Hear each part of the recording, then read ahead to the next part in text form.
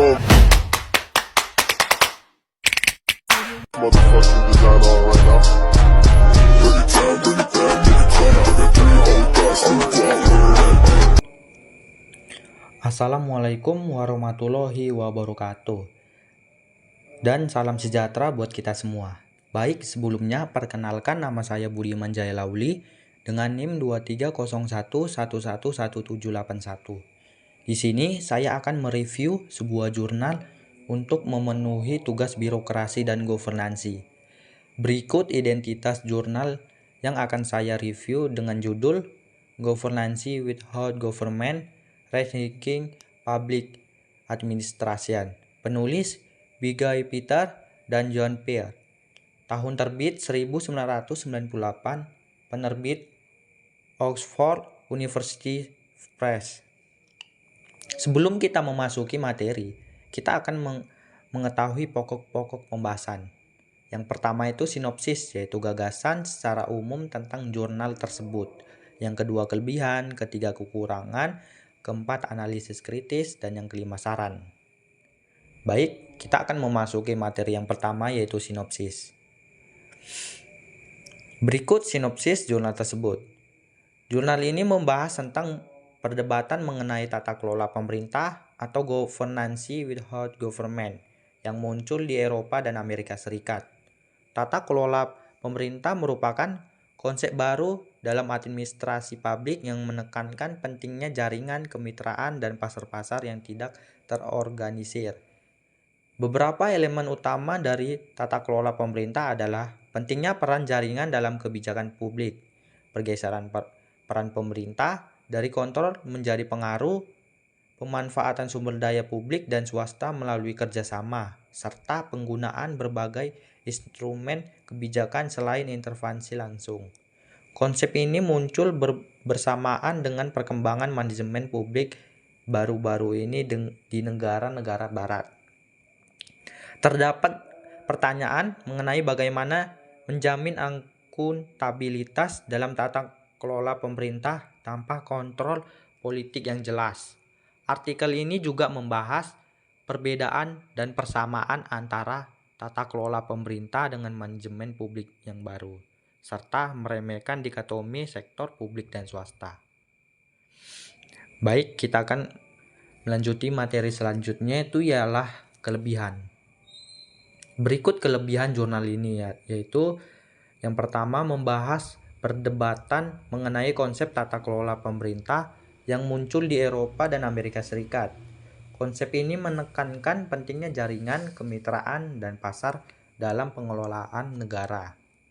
Yang kedua, mengulas berbagai model dan elemen dari konsep tata kelola tanpa pemerintah, seperti pentingnya jaringan, perubahan peran pemerintah dari kontrol menjadi pengaruh, pemanfaatan sumber daya publik dan swasta, penggunaan berbagai instrumen kebijakan, serta hubungannya dengan konsep manajemen publik baru. Yang ketiga, membandingkan konsep tata kelola pemerintah dengan manajemen publik baru dan membahas persamaan serta perbedaan kedua konsep ini.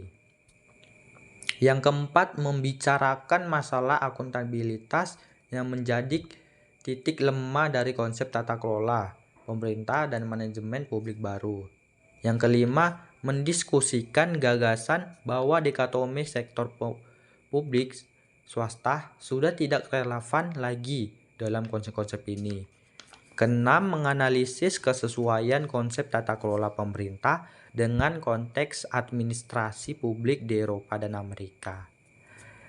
Jadi, kelebihan utamanya adalah membahas secara komprehensif konsep tata kelola pemerintah dan hubungan dengan manajemen publik baru, serta relevansi di berbagai konteks.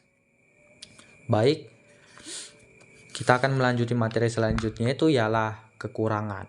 Beberapa kekurangan dari pembahasan dalam jurnal ini adalah yang pertama itu belum memberikan evaluasi yang mendalam terhadap argumen-argumen tata kelola pemerintah yang dibahas. Jurnal ini hanya menjelaskan argumen-argumen tersebut tanpa menilai kekuatan dan kelemahan masing-masing argumen. Kedua, masalah akuntabilitas dan pertanggungjawaban masih menjadi titik lemah dalam literatur tata kelola pemerintah yang dibahas. Kedua model administrasi publik yang dibahas atau tata kelola pemerintahan dan NPM belum sepenuhnya menjawab masalah ini. Yang ketiga, hubungan antara kontrol dan akuntabilitas yang merupakan inti dari teori demokrasi dan sistem pemerintah demokratis, dianggap sudah menyatu dalam kedua model administrasi publik. Hal ini menimbulkan masalah tersendiri. Yang keempat, belum memberikan pandangan yang jelas mengenai penerapan konsep-konsep tata kelola pemerintah ini dalam konteks administrasi publik di Amerika Serikat dan Eropa. Baik, materi selanjutnya itu ialah analisis kritis. Ada beberapa analisis yang memberikan pandangan kritis terhadap konsep tata kelola pemerintah yang sedang berkembang dalam diskusi di Eropa dan Amerika Serikat antara lain. Yang pertama itu Guy Peter dan John Peer. Mereka melihat bahwa konsep tata kelola pemerintah memberikan peran politik yang lebih kecil bagi pejabat terpilih. Ini menimbulkan masalah akuntabilitas karena tidak jelas lagi siapa yang harus bertanggung jawab atas keputusan dan tindakan pelayanan publik.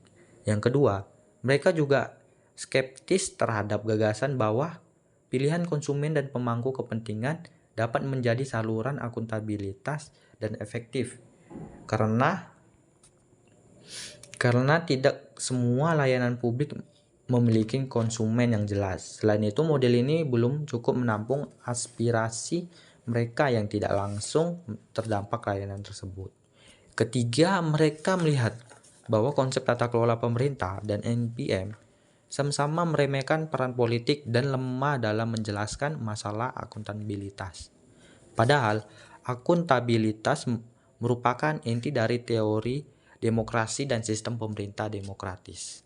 Yang keempat, secara umum mereka memberikan pandangan kritis terhadap gagasan bahwa dikotomi publik swasta sudah tidak relevan karena dalam praktiknya masalah diperlukan perbedaan peran antara sektor publik dan swasta. Begitulah analisis kritis yang bisa saya sampaikan, dan materi selanjutnya itu ialah saran. Berdasarkan jurnal ini, saya mempunyai beberapa saran. Yang pertama, konsep tata kelola pemerintah yang dibahas dalam artikel ini memiliki kelemahan dalam aspek akuntabilitas dan pertanggungjawaban. Padahal akuntabilitas dan pertanggungjawaban merupakan hal yang penting dalam sistem pemerintahan yang demokratis. Oleh karena itu, perlu dikembangkan mekanisme akuntabilitas yang bertanggung-jawaban yang jelas dalam konsep tata kelola pemerintah ini. Yang kedua, perdebatan tata kelola pemerintah dan manajemen publik baru atau NPM seringkali meremehkan pejabat terpilih. Padahal peran pejabat terpilih yang dipilih secara demokratis memiliki mandat hukum dan kewajiban bertanggung jawab secara masyarakat.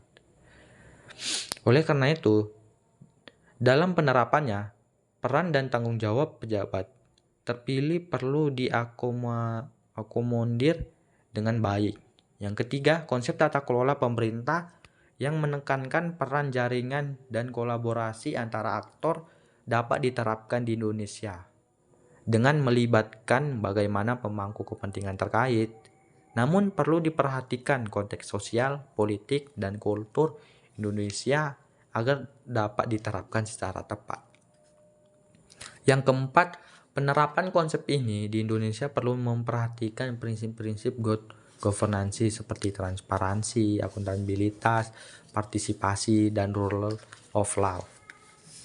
Oleh karena itu, perlu adanya kerangka hukum dan regulasi yang jelas mendukung penerapannya. Baik,